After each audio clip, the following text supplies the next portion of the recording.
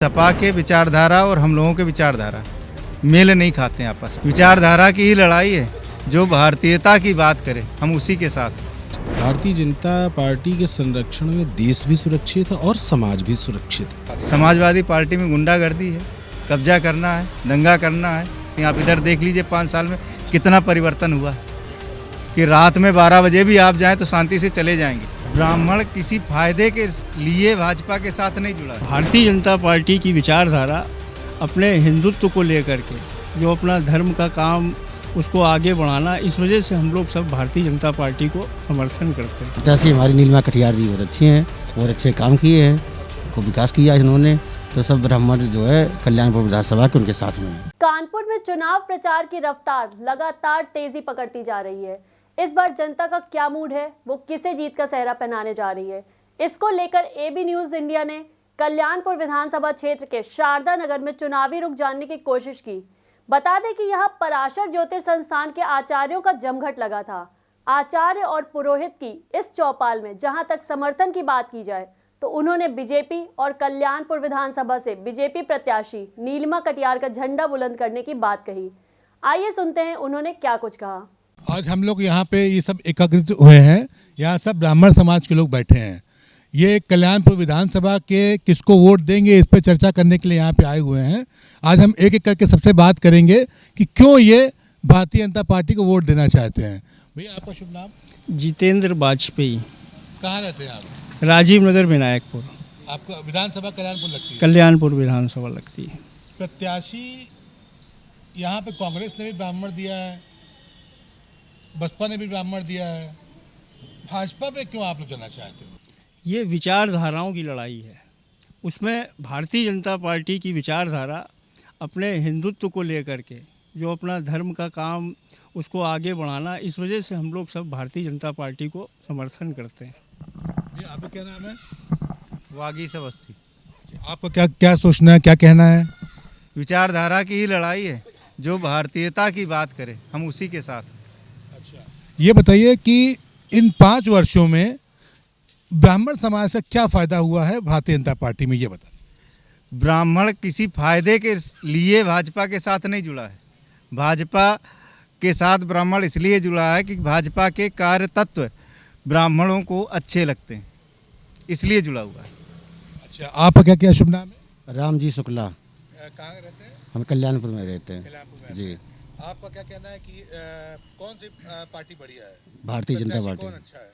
प्रत्याशी हमारी नीलिमा कटियार जी बहुत अच्छी हैं, बहुत अच्छे काम किए हैं, को विकास किया इन्होंने, तो सब ब्राह्मण जो है कल्याणपुर विधानसभा के उनके साथ में है। आपका शुभ नाम? आशीष कुमार तिवारी। कहाँ रहते हैं आप? मौनीघाट आज़ाद नगर। आजाद नगर में। तो आजाद नगर भी आपका कल्याणपुर विधानसभा में पड़ता है? बिल्कुल। अच्छा, क्या आपका क्या सोचना है प्रत्याशी के चयन के बारे में?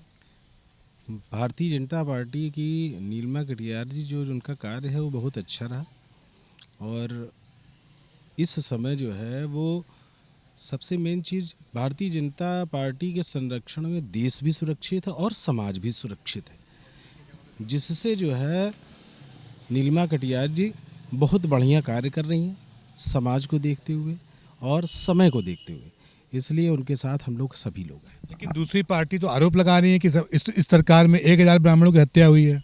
देखिए, कोई भी आरोप लगाने के लिए स्वतंत्र है, क्योंकि अगर किसी प्रकार से अगर विपक्ष नहीं होगा तो पक्ष कभी मजबूत हो ही नहीं सकता। इसलिए अगर विपक्ष अगर मुद्दा विहीन हो जाए तो इस प्रकार की स्थितियां इस बात को परिलक्षित करती हैं कि विपक्ष के पास कोई भी मुद्दा अब है नहीं। आपका शुभ नाम क्या है? कहाँ रहते हैं? आजाद नगर मौनीघाट। आपका क्या कहना है चुनाव को लेकर के? जनता पार्टी अच्छी है। आपका शुभ नाम भी है? पंडित विनोद कुमार शुक्ल। आप कहाँ रहते हैं? कानपुर नगर। हमारी स्पेशली कोई मांग नहीं, हमारी यही मांग है सर्वजन हिताय सर्वजन सुखाय, सबका साथ सबका विश्वास। ब्राह्मण केवल अपने अस्तित्व के लिए नहीं, देना हो तो उसके लिए कोई वो नहीं है, लेकिन अपना भी कल्याण। ब्राह्मण ही एक ऐसा वर्ण है जो अपने लिए, जैसे मुख ब्राह्मण भोजन करता है अपने पास नहीं रखता, पूरे शरीर को पोषित करता है, उसी प्रकार से जो भी हो व्यवस्था सर्व समाज के लिए जो वही ब्राह्मण है। रोजगार को लेकर के तो रोजगार लगभग सारे चल रहे हैं, अब लोग कुछ ना करना चाहे तो उनके लिए रोज़गार और बेरोज़गार बेकार है। भाई आप बता दें कौन सा रोज़गार नहीं चल रहा है। कोरोना काल में लगभग रोज़गार चल रहे थे, भले कम चल रहे हो, लोग लगभग ऑनलाइन ज़्यादा शॉपिंग कर रहे हैं, उसके बाद के रोज़गार नहीं चल रहा है। तो जब आप ऑनलाइन सब चीज़ें मंगा रहे हैं तो रोज़गार चलेगा भी कैसे? भाई बगल वाले परचून की दुकान है, सोचो हम ऑनलाइन मंगा रहे हैं तो बगल वाला क्या करेगा? तो सारे लोग एक दूसरे से ही संचालित हैं, तो रोज़गार लगभग सबके चल रहे हैं। और कोरोना काल है तो कुछ 19-20 हो जा रहा है, तो ऐसी कोई बड़ी बात नहीं है कि सब भूखे मरने लगे हैं। और कहा जाता है कि भैया बहुत महंगाई बढ़ गई, तो लगता है पहले हम लोगों को आलू सब फ्री में कम मिलता हो। भाई सबके लिए महंगाई बढ़ी है, हमारे लिए नहीं बढ़ी है। लेकिन कभी कभी हो जाता है ना कि जो है कि नहीं भाई महंगाई बहुत ज़्यादा बढ़ती चली जा रही है। और अब जो बता रहे हैं कि हमारी सरकार आएगी हम बिजली फ्री कर देंगे, अरे अपने घर से फ्री कर दोगे? जी ये बताइए, आप समाजवादी पार्टी को और यहाँ के जो पूर्व विधायक रहे हैं सतीश निगम, उनके लिए क्या कहना है आपका? वो कैसे प्रत्याशी के रूप में कैसे हैं?